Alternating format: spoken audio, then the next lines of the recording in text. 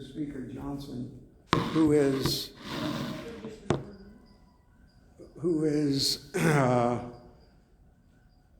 extreme evangelical, who turns to the Bible for answers to any issue that he faces.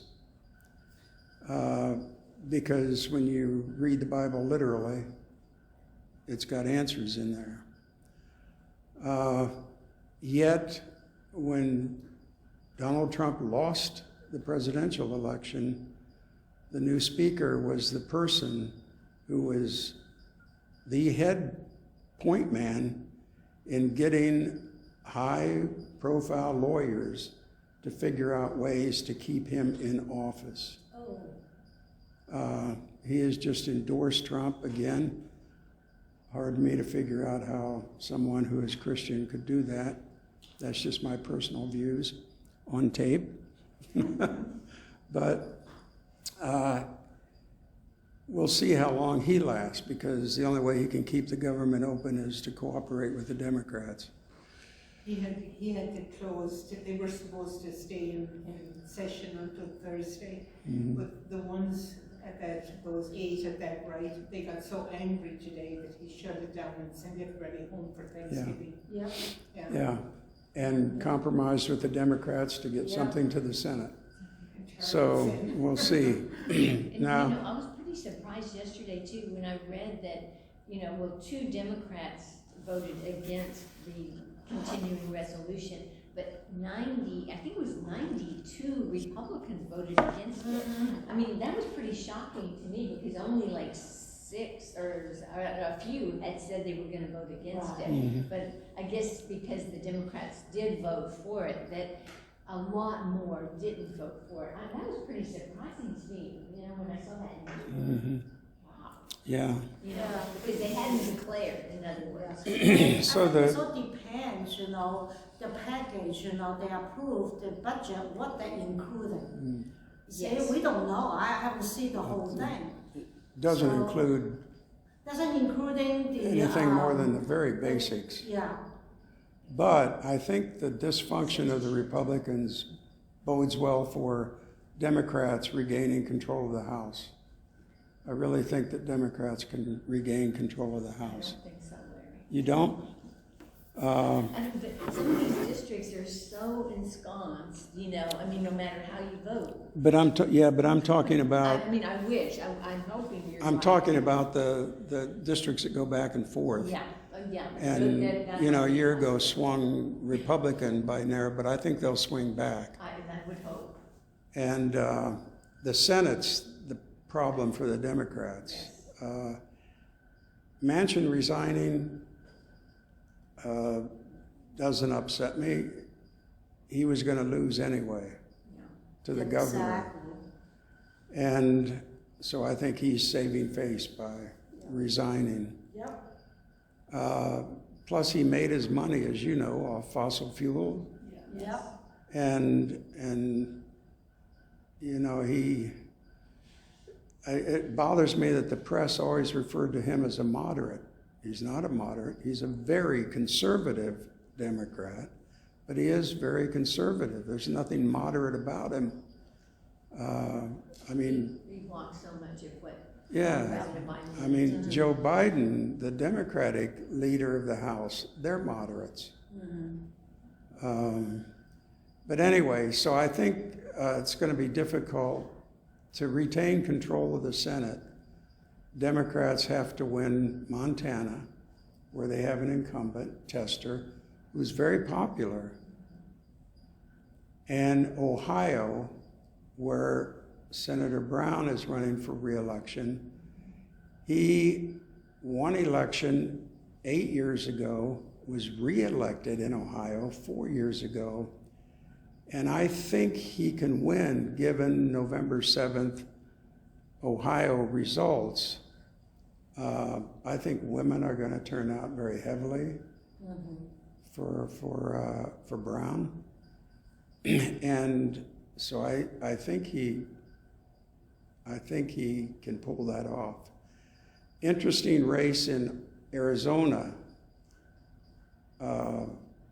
with Sinema running as an independent, or saying she's running as an independent. The Democrat will undoubtedly be a Mexican-American state representative, Gallegos, very good guy.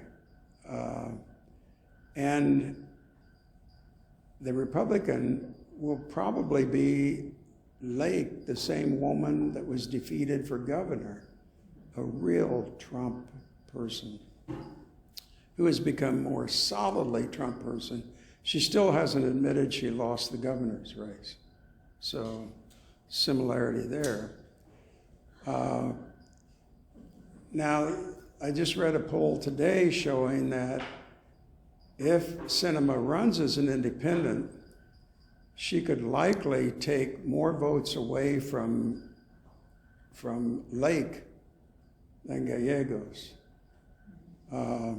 That moderate Republicans in Arizona that might not want to vote for a Democrat would vote for her over Lake. So the Democrats have I think, a good chance of taking Arizona. They also need to take Nevada. Those are key states. Sinema has lost a lot of her funding. Oh, yes. Yeah, I saw that the other day. Yeah, hopefully that will encourage her not to enter the race at all. Exactly, yeah.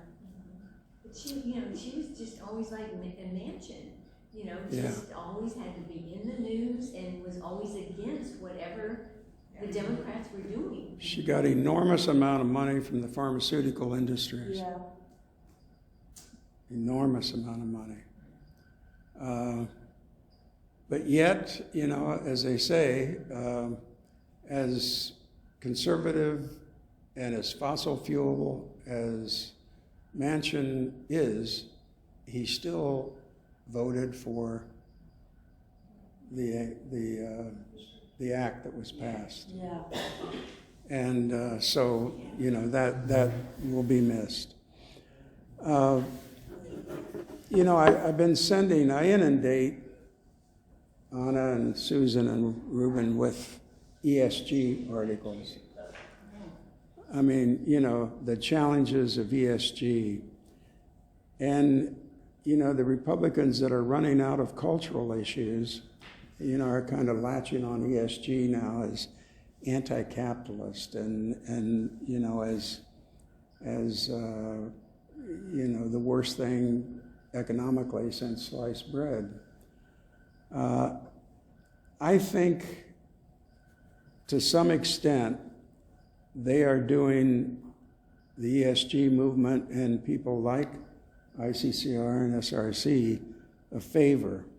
And I say that because there is incredible discrepancy in how investment firms determine ESG. And let me read from one comment. Dissidents across ESG ratings are incredible.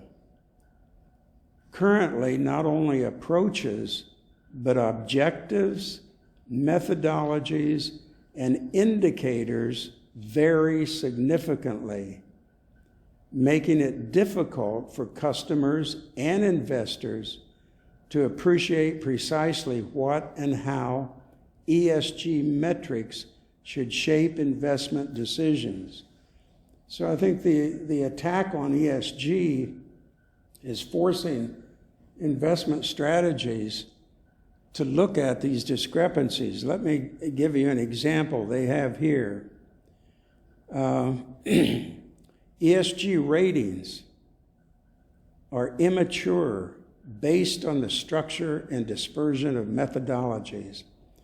A Stanford Business School researcher has noted that the input variable between rating agencies is massively large. FTSE Russell claims its model uses over 300 indicators. Refinity uses 630 ESG metrics.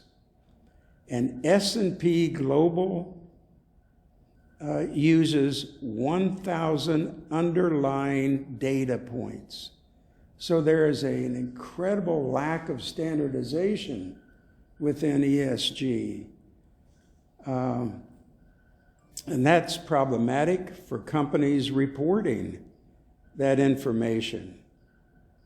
So, I think over the next few years, there has to be a tremendous effort at standardization, some standardization of metrics that, can determine viable ESG plans.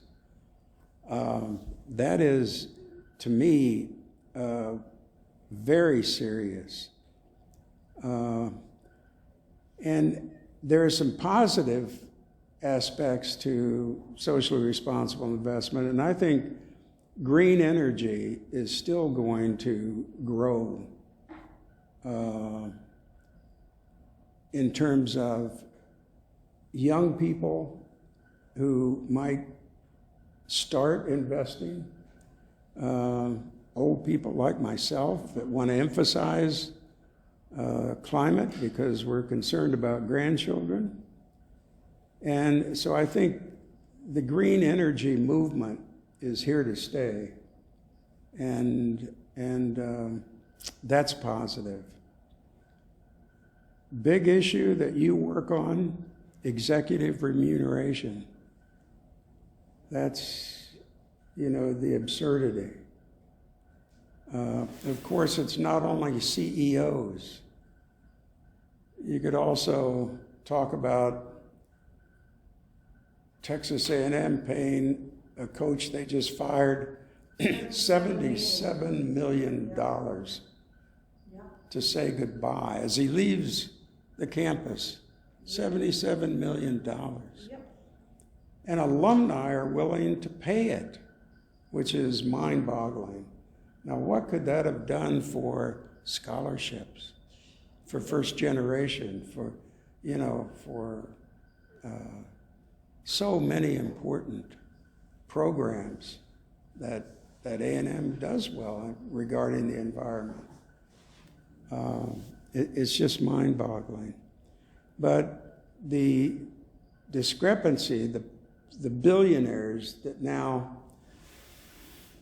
own, there's a German billionaire that bought CNN. And when Trump was running for re-election, for election and re-election, he was throwing massive fundraising parties in Germany for Trump. He bought CNN saying, I'm going to make CNN centrist and neutral. Well, CNN's not MSNBC. So, and they've terminated some of their more liberal people. But that's an example. He now has control of CNN. Murdoch still controls the Wall Street Journal, the New York Post, Fox News, and Bezos owns the Washington Post. So billionaires are buying the major print media and TV media, and where do we go? And Elon Musk, Yeah, Elon Musk. Internet, Exactly. And Musk wants to, I guess, be, the leader of the world. It's mind-boggling, but it does show that capitalism and democracy can be compatible, ought to be compatible, if it's a type of capitalism we saw during the New Deal. And what we have seen since beginning in the Reagan administration and on through, even through the Clinton administration, was neoliberal economics is not compatible with democracy. It is not compatible with democracy. And I think it's an educational issue that when I was teaching sophomore honors students, and I had them from all disciplines, but the business students, as I passed out a really good article by a German economist on the distinctions, different types of capitalism, and they had never come across anything like that. They don't get it in business schools. This was all new to them. And when they raised issues with their professor says, oh, well, you don't understand. You know, neoliberal's been good for us. And they don't get it with economics profs as much as they should. So I think how we teach democracy, we don't need everyone taking a course in American government, because we have 3 branches of government. We have, you can see the balance and so forth. No, we need teaching civic engagement, but we need to teach students beginning in grade school, middle school, high school, democratic theory.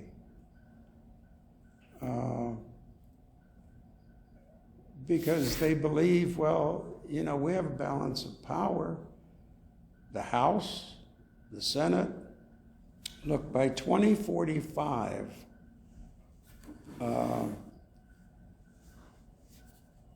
this country will be majority minority.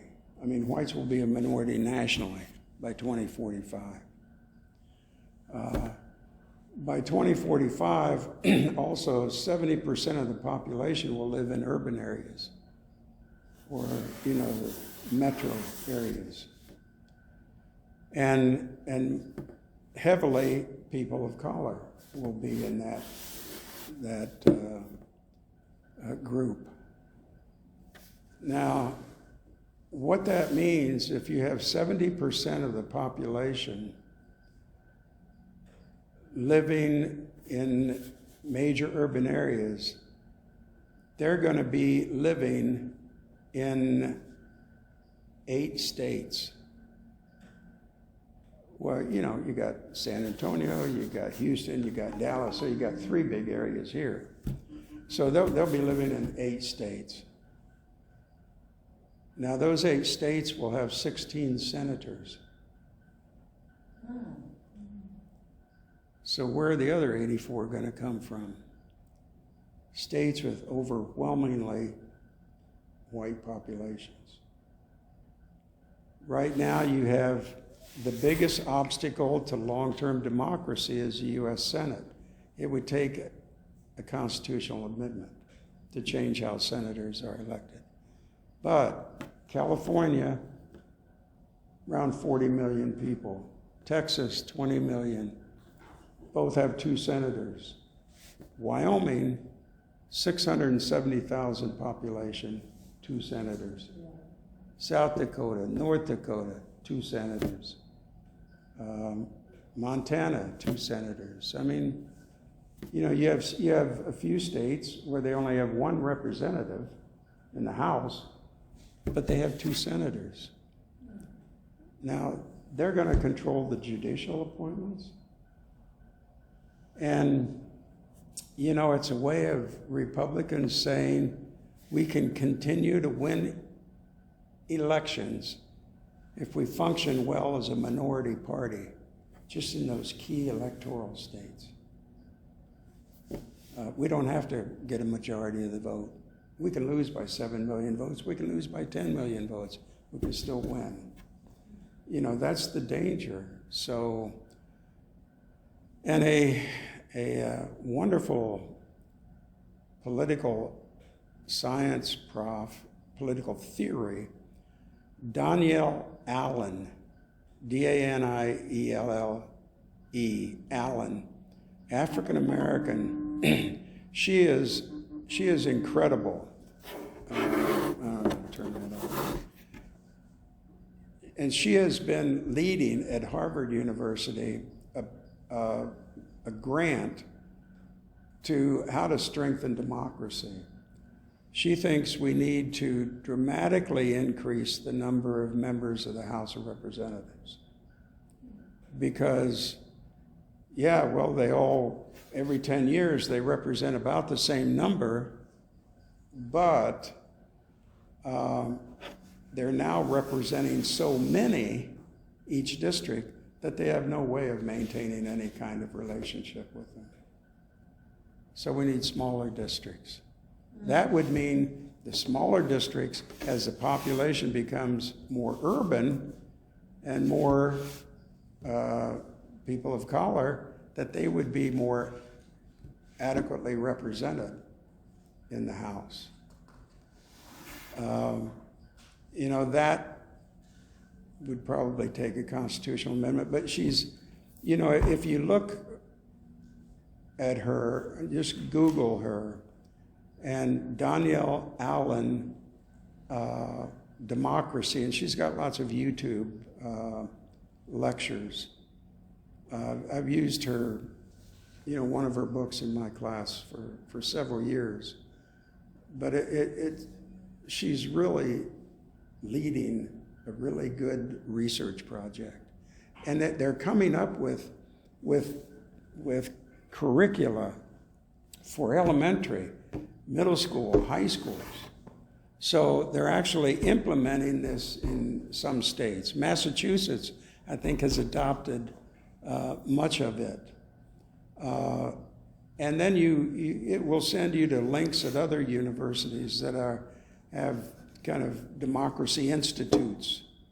And but that needs to get down to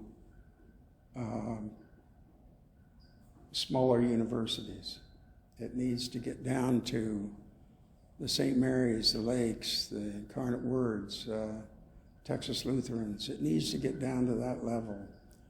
And of course in Texas, trying to come up with a curriculum that is designed to educate people to have a deep understanding of democracy politically would be untenable at the present time. So these are good research projects because they're actually not just theoretical.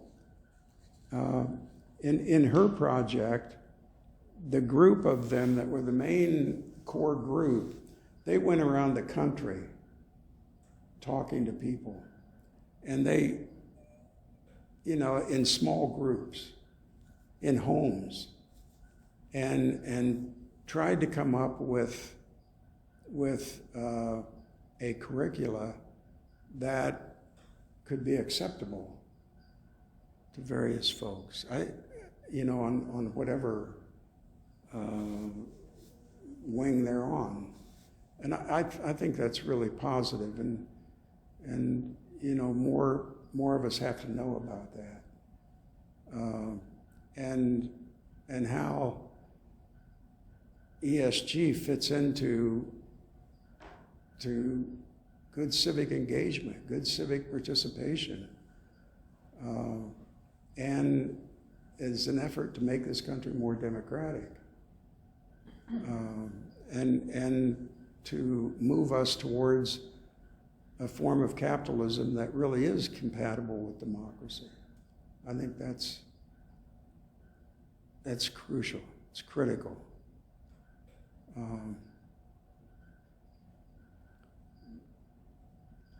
But I don't know how that's going to be done unless we change the Senate and we enlarge the House. And enlarging the House is that's her recommendation. She's the one who came up with that and is defending it, and now has quite a bit of support for it. At least it's growing.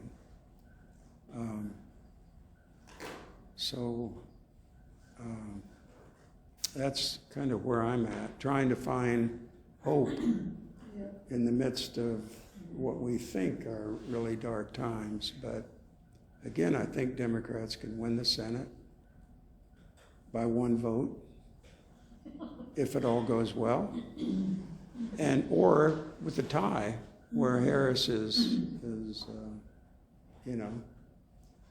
Harris is the vote.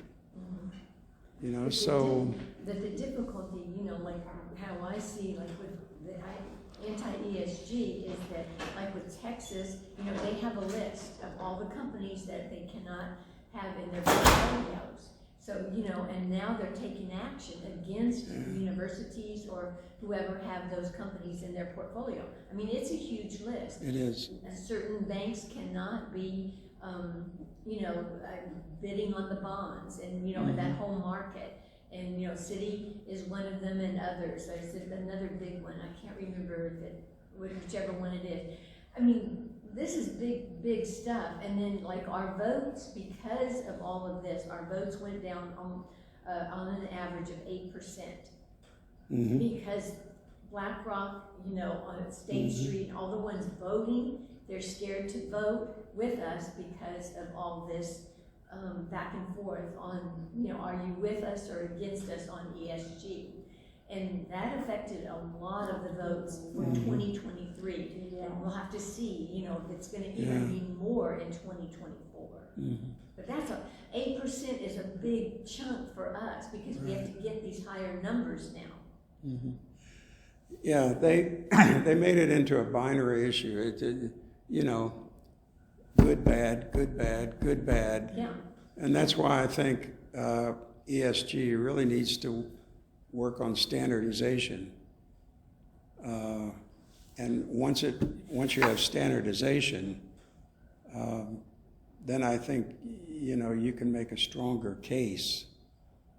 I hope so, because this is really bad for our work. Yeah. And then we can't go back. If we don't get the right votes, we can't go back. Yeah. That's really concern everybody. Yes. Because I read so many articles, from Heather Richardson, I don't know. Oh, yeah. And the Robert Rich, Rice. I mean, it's sometimes, they are positive, but majority of them, they are not that positive. It just kind of scared you. Yeah, a year is a long way off politically. Yeah. And I don't. The media loves a horse race, so they're into polls.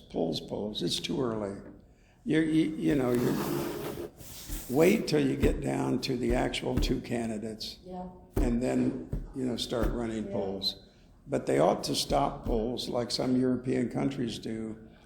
2 weeks before elections, you can't have any more polls. Right.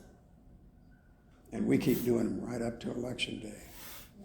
Right, and now another thing that we're trying to get more up to speed on is AI, artificial intelligence, because who knows what's going to happen, with political ads or, they already put President Biden's face on certain things and, all these different things that he didn't say or do, but, the other side wants to believe it. So, and reading today where Musk on X and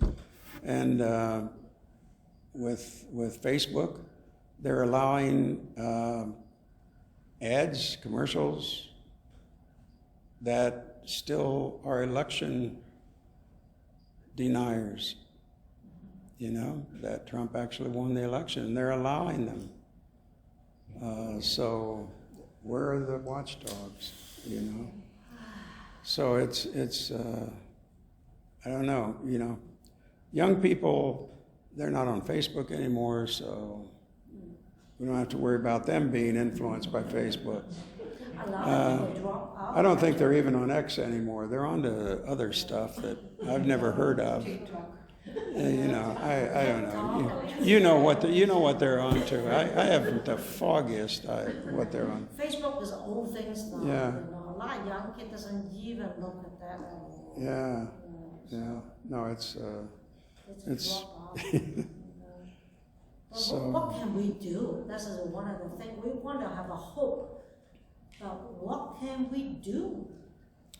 Well, one, keep doing what you're doing. You know, because I think you're having some impact, you know, and you know, it's like John Sobrino, Father John Sobrino, interviewing him in El Salvador, a few months after his whole community was assassinated. Oh, yeah. And I said, how is it impacting you? And he said, we used to think El Salvador would reach some serious social justice in our lifetime.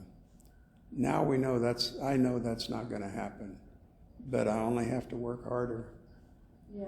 It's not going to happen in my lifetime, but if I don't work, you know, then. Yeah, one of our friends, you know, is really high up, you know, before the changing, you know, the leadership, she had escaped out, you know, to Switzerland. In China or where? Hmm? In China, Hong Kong? No, I'm talking about El Salvador. Oh, it's Mhm. outside. El Salvador, you know, she's really high up, you know, Bob do business with them, you know, with the small business development. And when they're changing the whole presidency, they are pretty much prosecute everybody. So she had yeah. escaped. It's pretty much a You know, pretty pretty much now. had escaped out, and then now she are not even know anybody in Switzerland, because you have to be, I don't know how you can qualify to be a citizen over there. So I mean, she have no income. I mean, so nobody can talk to, because it's, you know, family's not there. Mm-hmm. You know, she could not find a job, nothing. And every one of them back to El Salvador pretty much they're gone. They're pretty much gone. Yeah. So that was really sad. So sad. So hopefully we don't come to this term that are in the United States. Because the United States, I have a big hope on them. I really do have a big hope, you know. We bold, we can do whatever we could, but what can we do to stop that? You know, all the liars, you know. I mean, even you know, the Trump is still on the ballot, that kind of election, kind of like, what? You know, so many things against him, you know, all the. But even in the 30s, you had 20,000 people at Madison Square Garden in a pro-Hitler rally. So I mean, we've gone through these periods before, and I think you know we just have to surround ourselves with folks that are going to keep us positive. Yeah. You know, that's why, you know, I think it's really important to have a circle of friends that are in the movement in some way to keep us positive. Yeah. Otherwise, you know, it's pretty easy to get drawn down into there's no hope, and there always has to be hope. Yeah. I think we can. I look at my grandkids, and if I don't feed their hope, then that's a cardinal sin as far as I'm concerned. Well, and I think that, you know, like you were saying, for young people, we were talking about this with Taylor Swift, you know, like she is, at all of her concerts, she is registering people to vote. Who's that? And Taylor Swift. Okay. And they're worried sick that, you know, she might endorse some candidates and get the Swifties to vote for them, one way or the other. So, you know, if she I didn't know this, but she's done it twice in the past. And so they're worried, you know, one side is worried that she would do it for the other side, or, you know, this type of thing for next year, for, you know, a year from now, so, for that election. So it's interesting, and the Wall Street Journal had an article, I don't think I saved it, but it was like that companies are having to educate their workforce on democracy, you know, how our country runs, because people don't know. You know, like they're supposed to be voting, or they're supposed to be doing this, or, you know, what their responsibilities are as being part of a country or being part of a government. Very interesting. And I think as someone who has a theology and philosophy of life that's rooted in nonviolence, my concern with whether it was Wall Street or whether it's Black Lives Matter or whatever, it's being driven by, videos, by social media, and you look back in King's movement, which I was just in the periphery, but in his movement, before massive demonstrations, there was education, there was training. When the police come and confront you, how do you respond? And it was the knowledge that if you respond violently, you lose support, especially among white Christians, and you needed them to accomplish what you wanted to accomplish. But that education, the training, the leadership is not there. And media, again, is part of the problem. But, I was always trying to challenge some local leaders to anytime you have a demonstration, you get the leaders and you spread them out throughout that demonstration. And anytime any one of them begins to think about responding violently, you have a group that circles that person or group, and you sideline them and let them know that we can't do that. We just can't do that, because you lose support. And then you have to have concrete objectives, and you have to own the metaphor, and it can't be defund the police. You have to control the metaphor. That's important, and that's where Republicans have been very, very good. They didn't allow ACA to be ACA, it was Obamacare. So when polls were done in the Midwest among, whites who were benefiting from it, they said, oh, we support ACA, but we're very opposed to Obamacare. The narrative is important. This is very enlightening for me, and I can't always appreciate what you say about move from the small, the elections and stuff, to the really large, the democracy, preserving democracy. So I thank you for that, but I think we're going to probably have to wrap up here in a minute or so. I just wanted to, you started out with November 7th, and I just wanted to say something about, and I appreciate what you're saying now about the demonstrations being organized and peaceful, but I'm actually heartened by the power of the people. Mm-hmm. I mean, for these last, couple of years, we've had massive demonstrations, on both sides, and I want to believe that is going to have some positive impact. I don't know, but it's unprecedented. Israel. I mean, I have, and of course, I don't know how religious orders respond, but I have a good friend, Catholic, who says, again, the narrative, pro-choice is not pro-abortion, it is pro-choice. And, let's make it clear, we're not in favor of abortion, but we do believe women should be able to have a choice, because we don't know the circumstances of the individual woman. Pro-life is not pro-life either. Yeah. It's pro-life. It's pro-birth. Yeah. Rosemary. They don't care about No. on death row or Ruther was the that. violence in the inner city. No. And it's really only No. pro-birth. Exactly. And you remember, It's only pro-birth, it's not beyond birth. Cardinal Bernardine of Chicago? Great guy.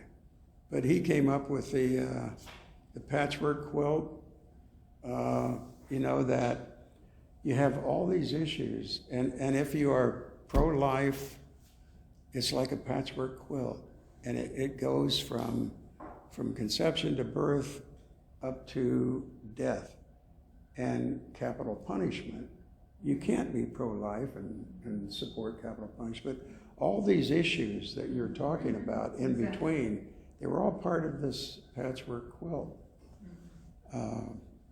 And I, you know,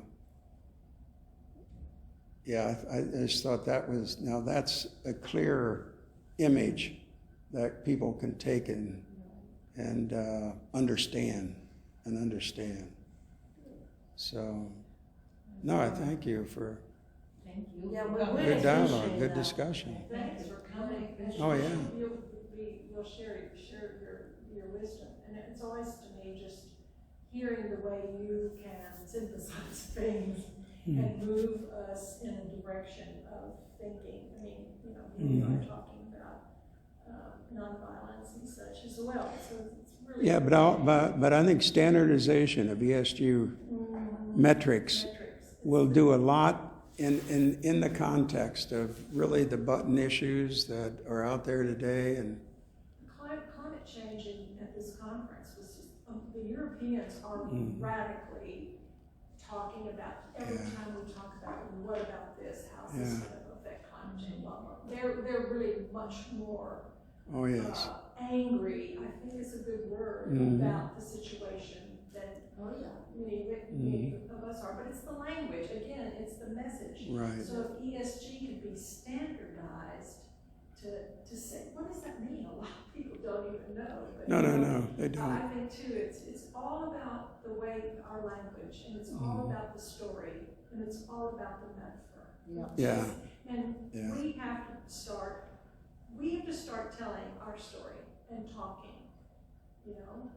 We can't just let this loud, destructive power, you know, overtake all of us. Yes. So, Yep. yeah. You can stay for a minute if you like. We just need to have one thing today. Decided, and that's the date for our event. Yeah. Thanks. Thanks so much. You're busy, and I can't thank you enough for just Retired enough, for joining us. No, I can't.